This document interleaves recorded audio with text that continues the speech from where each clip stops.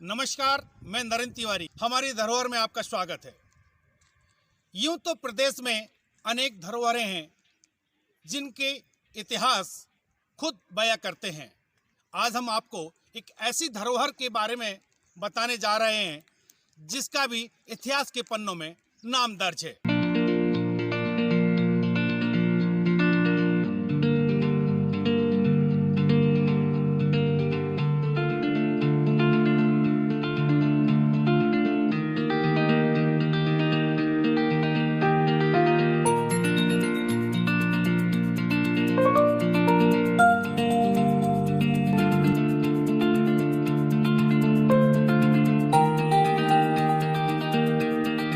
बुंदेलखंड की माटी पर मौजूद ऐतिहासिक धरोहर जो बुंदेलखंड के इतिहास की आज भी गवाही देती है। इस ऐतिहासिक विरासत का क्या है इतिहास, आइए जानते हैं। करेरा के साहित्यकार सतीश श्रीवास्तव जी हैं, आइए उनसे जानते हैं इस किले के बारे में। ये जो किला है इसके बारे में कुछ बताएं, ये कब इसकी स्थापना हुई, क्या इसकी कहानी है? मैं आपको बताना चाहता हूँ, सबसे पहले करेरा कब बसा था। करेरा लगभग 1350 ईस्वी में राजा करण सिंह जी, पद्मावती के राजा जो थे करण सिंह जी ने बसाया था। और जब ये बसाया गया था करेरा, तब इसका नाम कर्णहार के नाम से जाना जाता था। लेकिन धीरे धीरे इतिहास आगे बढ़ता गया।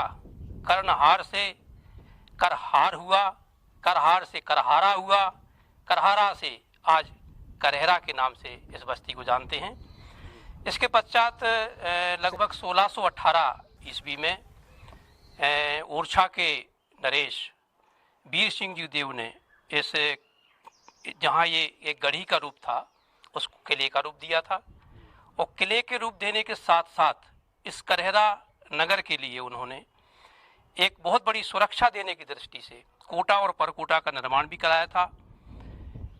किले के अंदर तालाबों का निर्माण कराया था, वावड़ियों का निर्माण कराया था, रनवासों का निर्माण कराया था। जो परकोटा बनाया गया था, हमारा नगर सुरक्षित रहे, हमारा कस्बा सुरक्षित रहे, इसलिए इसके लिए उन्होंने 4 गेट बनाए थे। चारों गेटों के अवशेष आज भी यहाँ देखने को मिलते हैं। जैसे गंज दरवाज़ा है, चांद दरवाज़ा है, यहाँ से अपन बगीचा की ओर जाते हैं, वहाँ में चांद दरवाज़ा मिलता है। एक गुर्जर दरवाज़ा है जो कृष्णागंज में है, जिसे बगेदरी दरवाज़ा भी कहते हैं, गुर्जर दरवाज़ा के नाम से जानते। एक झांसी दरवाज़ा है, ये इधर जाते हैं अपन बस्ती में नीचे की ओर, तो एक झांसी दरवाज़ा भी मिलता है। इस तरीके से उन्होंने एक बहुत अच्छी सुरक्षा के लिए एक व्यवस्था भी की थी।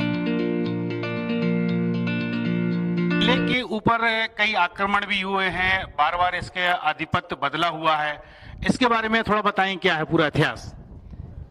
एक इतिहासकार हुए हैं हाजी उद्दवीर जी, तो उन्होंने एक इतिहास में लिखा है कि यहाँ करेरा पर एक बार आक्रमण हुआ था 1468 ईस्वी में। तो जिस समय खिलजी चनेरी आए हुए थे, चनेरी से उन्होंने अपने 2 सेनापति भेजे थे और उन्होंने आकर करेरा पर आक्रमण किया था। उस समय 1468 में यहाँ उदयवीर सिंह परमार थे, एक जो है परमार के परिवार के थे। तो उन्होंने जो है उनके ऊपर आक्रमण किया और उनको और उनके बच्चों को सजा दी, उनकी खाल खिंचवा के सूली पर लटकाया था। और उससे प्रसन्न होकर फिर खिलजी भी करेरा आया और उसने आके यहाँ जो है लगभग 30,000 घरों को नष्ट करने का प्रयास किया। उसमें ऐसा भी है इतिहास में कि उसी दिन जो घर जलाए गए थे उसमें लगभग 7,000 लोगों की मौत हुई थी और लगभग 4,000 लोगों को उन्होंने बंदी भी बनाया था। और इस इतिहास से ऐसा भी मिलता है इतिहास में कि उस समय करेरा की जनसंख्या लगभग 1.5 लाख थी।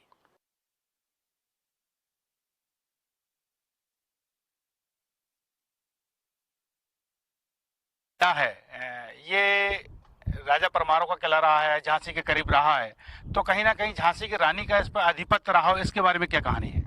इसके बारे में इतिहास में तो यही मिलता है कि उनके पति के जो है एक निकट के रिश्तेदार थे सदाशिव नारायण, उन्होंने यहाँ आक्रमण करके अलग से अपने, हालांकि ये बात इतिहास में नहीं है लेकिन पूर्वज बताया करते थे कि ये बात रानी लक्ष्मीबाई के ज्ञान में नहीं थी कि सदाशिव नारायण जो है कलहरा किले पर जाकर आक्रमण करने वाले हैं।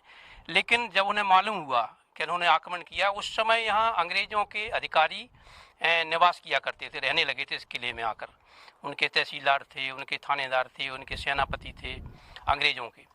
तो सदाशिव नारायण ने आकर यहाँ आक्रमण किया, आक्रमण करके विजय प्राप्त की और यहाँ से अंग्रेज़ों के जो अधिकारी यहाँ निवास कर रहे थे किले में, उनको यहाँ से निकालकर बाहर किया। उनकी जब विजय यहाँ हुई तो होता है कभी कभार के कहते हैं ना का धन और वैभव जब आता है तो उसके साथ में अहम मुफ्त मिलता है। यही सदाशिव नारायण के साथ हुआ। उन्होंने अपना जो विजय का जो कार्यक्रम किया था यहाँ पर, बहुत बहुत भव्य कार्यक्रम किया। इसके पश्चात उनके अंदर जब अहम भाव आया तो यहाँ की जनता से उन्होंने कर वसूलना शुरू कर दिया। बलात् जबरदस्ती कर वसूलना जब शुरू किया तो यहाँ की जनता में उनके प्रति विद्रोह आया, विरोध आया। लेकिन जनता को कुछ नहीं करना पड़ा। जैसे ही रानी लक्ष्मीबाई को ये बात मालूम पड़ी तो उन्होंने आकर यहाँ आक्रमण किया। सदाशिव उनके जो रिश्तेदार थे जिन्होंने यहाँ अपना आधिपत्य जमा रखा था, उनको यहाँ से बाहर किया। बस रानी लक्ष्मीबाई के बारे में लगभग इतना ही यहाँ इतिहास। लोग यहाँ आते हैं विशेष तौर पे, क्या उनको यहाँ देखने को मिलता है? किले में देखने योग्य सबसे पहली बात तो यहाँ भगवान किलेश्वर महादेव हैं, जो एक आस्था का प्रमुख स्तंभ हैं कलहरा का। यहाँ महाशिवरात्रि पर विराट मेला लगता है। पूरा नगर ही नहीं, लोगों के रिश्तेदार भी बाहर से आकर शिवरात्रि पे यहाँ दर्शन करते हैं। नीचे किले के नीचे जो है गुप्तेश्वर भगवान विराजमान हैं, जो प्राकृतिक स्थान है, जहाँ ऐसा भी मिलता है इतिहास में कि औरंगजेब ने जिस समय मंदिरों का पर आक्रमण किया था, मंदिरों में घुस के मंदिरों को ध्वस्त किया था, मूर्तियाँ तोड़ी थीं, उस समय गुप्तेश्वर के अंदर जाने का, प्रवेश करने का, जब उनके सैनिकों ने प्रवेश करने का प्रयास किया था, तब गुप्तेश्वर के ऊपर से एक शिला खिसक के आई थी नीचे को। जैसे ही वो शिला नीचे खिसकी तो वो डर के वहाँ से भाग गए थे। वो शिला आज भी गुप्तेश्वर मंदिर के बाहर देखी जा सकती है, जो खिसकती हुई ऊपर से नीचे की ओर आती दिखती है, वो आज भी देख सकते हैं। यहाँ पास में एक बात और है कि पास में ही एक शिव जी के मंदिर के पास एक मजार भी बनी है। एक सबसे बड़ी बात कलहरा के भक्तों की ये भी है कि जो भी यहाँ शिव जी के मंदिर में दर्शन करने आता है, वो निश्चित रूप से मजार पर भी 2 अगरबत्ती लगा के आता है। ये सांप्रदायिक सौहार्द का यहाँ बहुत बड़ा संदेश मिलता है।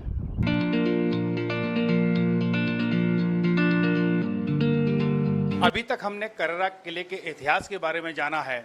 अब हम पहुंचे हैं शिवालय पे, जहां कुछ शिव भक्त हमारे साथ हैं और शिवालय की यहाँ क्या धारणा है, क्या मानता है, सीधा उनसे जानने का प्रयास करेंगे। बीनस जी, आप इस मंदिर पर काफ़ी समय से आ रहे हैं पूजा अर्चना के लिए। इस मंदिर के बारे में थोड़ा बताएं। शिव जी का मंदिर है, क्या धारणा इसके बारे में लोगों की है? और ये जो प्राचीन मूर्ति है, ये अद्वितीय शिवलिंग है पूरे हिंदुस्तान में, क्योंकि इसका जो व्यास है, लंबाई चौड़ाई सारी परिधि समान आकार में है। इतना सुंदर शिवलिंग इस देश में कहीं भी नहीं हमने देखा है, और ऐसा हमने सुना है कि ऐसा सुंदर शिवलिंग इस देश में कहीं भी नहीं है। क्या मानता, भक्त लोग यहाँ आते हैं तो क्या मानता है इस मंदिर के बारे में? इस मंदिर के बारे में मानता है कि ये शिवलिंग जो है, एक बार जो दर्शन करके आता है वो अभिभूत हो जाता है, और आकर्षित शिवलिंग है। ये अपने आप में अपनी ओर आकर्षित करता है भक्तों को। जो एक बार यहाँ आ गया वो हमेशा यहाँ का भक्त बन जाता है। यहाँ के बारे में जो धारणा है वो सही है कि यहाँ की सेवा करने से रोगों की, दोषों की निवारण होता है, निर्धनों को धन मिलता है, जिसकी काया कल्प खराब होती है उसको अपनी सुंदर काया मिलती है। और सबसे बड़ा फल ये है कि यहाँ पर आने से और यहाँ जो सेवा करने से सबसे ज़्यादा राजयोग की प्राप्ति यहाँ होती है। काल सर्प योग, जो हम लोग त्र्यंबकेश्वर महादेव नासिक में पूजा करने के लिए जाते हैं, तो वो नासिक ना जाते हुए यहाँ पाताल तोड़ बावड़ी में स्नान करके और सच्चे मन से, श्रद्धा भाव से, नियम विधि पूर्वक जो व्यक्ति या भक्त यहाँ पूजन करता है, सर्व दोष का निवारण भी यहाँ होता है। हमारे साथ एक और भक्त हैं जो यहाँ मंदिर पर काफी दिनों से पूजा कर रहे हैं। एक किदवंती यहाँ है मंदिर को जल से भरने वाली, इसके बारे में उनसे जानते हैं। क्या नाम है आपका? बालू महाराज नाम। बालू जी, ये मंदिर को जल से भरा गया है, क्या मानता है इसके बारे में, क्या कहानी थोड़ा बताइए। यहाँ से 50 साल पहले बहुत सूखा पड़ा हुआ था, तो सारी बस्ती के लोग आए और उन्होंने नीचे तालाब से जल ले आकर के महादेव जी को भरना चाहा, लेकिन महादेव जी पूरे नहीं भर पाए और लिंग तक जल आ गया। तो डूब नहीं पाए थे, उसके पहले जल वृष्टि हो गई थी। और क्या मानता है लोग, कैसा यहाँ महसूस करते हैं आने के बाद मंदिर? यहाँ आते हैं भक्त, जो यहाँ आते हैं वो बराबर आते हैं और उनकी मनोकामनाएं पूरी होती हैं। हाँ, जो भी मन में इच्छा लेकर के आते हैं पूरी होती हैं। ये मेरे पीछे आप देख रहे होंगे, ये दो तालाब नजर आ रहे हैं। इन दोनों तालाबों का नाम सास बहू का तालाब पड़ा हुआ है।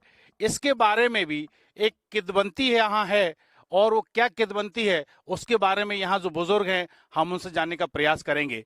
ये सास बहू का जो तालाब है, इसके बारे में क्या कथा प्रचलित है, क्यों इसका नाम सास बहू का तालाब पड़ा, क्या कहानी इसके बारे में थोड़ा बताएं। ये ताल सास का है और वो ताल जो है बना है वो बहू का है। यहाँ पर जो है जो भी आवाज लगाता था कि सास बड़ी या बहू, तो ये ताल बोलता था कि बहू बड़ी है, सास छोटी है। और इसमें कभी पानी सूखा है क्या, क्या हरदम पानी इतना ही रहता 12 महीने पानी रहता है इस ताल में, ताल नहीं सूखा। 12 महीने पानी रहता है इस ताल में। बहू वाला ताल सूख जाता है।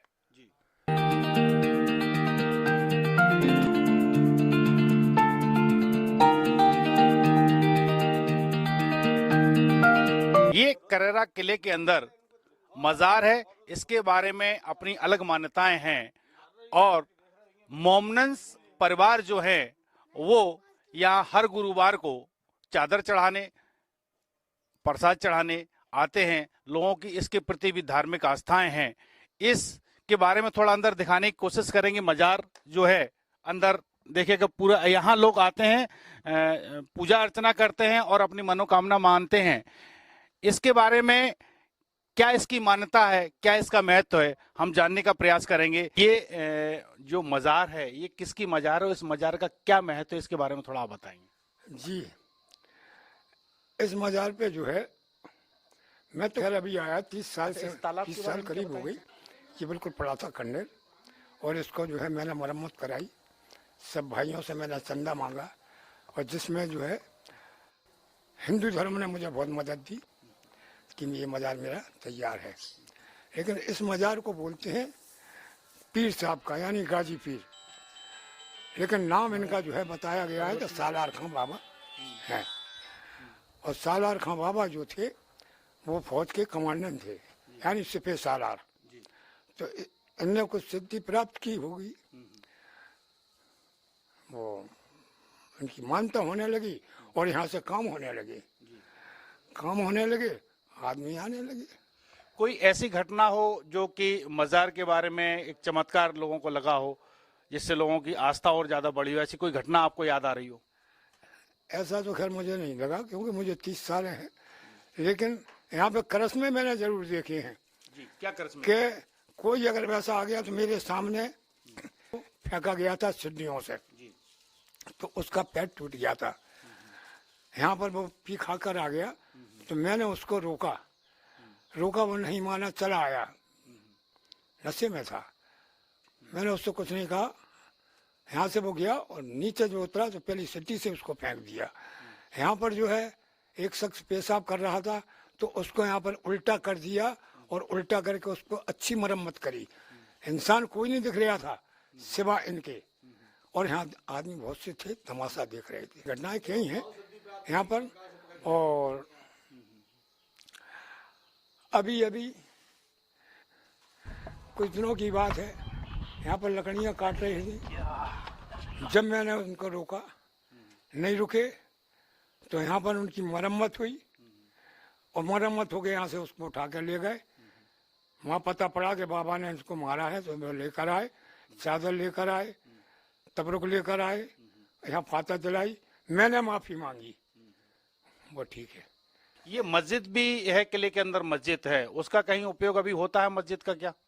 इस मस्जिद का उपयोग कोई नहीं करता। मैं ही आता हूँ, मैं ही सफाई करता हूँ, मैं ही जो है अजान पढ़ देता हूँ, मैं ही नमाज भी पढ़ लेता हूँ।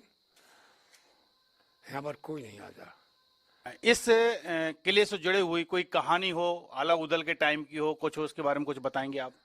आला उदल के ज़माने की ये कि ये बाबा जो है जिस वक्त लड़ाई हुई थी, जिस वक्त ये जंग छिड़ा था, उस वक्त ये जो है श्रीया जोगन बंगाल से चाबुक में टांग कर लाए थे। और यहाँ पर उस श्रिया जोगन को लाकर जादू की मार चली थी यहाँ पर, इसलिए वो श्रिया जोगन को टांग कर लाए थे।